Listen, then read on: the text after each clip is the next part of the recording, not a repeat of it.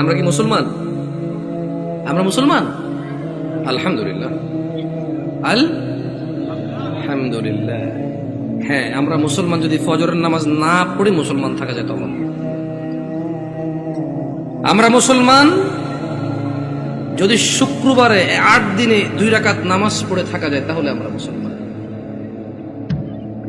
দিনে 17 রাকাত, সপ্তাহে 5-7 35 ওয়াক্ত পড়ে যদি মুসলিম হতে হয় আমরা ওই মুসলমান না।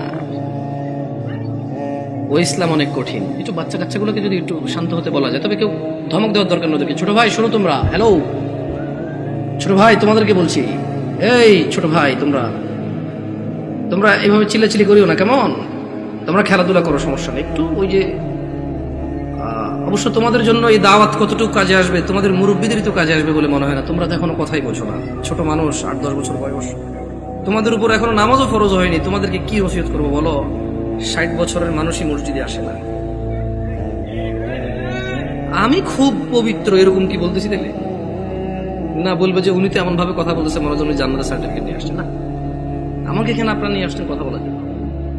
আর আমার কথা বলার আন্দাজ হচ্ছে যে সামনে যারা আছে তাদেরকে নিয়ে কথা বলবো। এর মানে এই নয় যে আমি এখান থেকে বাইরে আছি, আমি নিজেকে সহযোগ করে কথা বলবো। কেমন?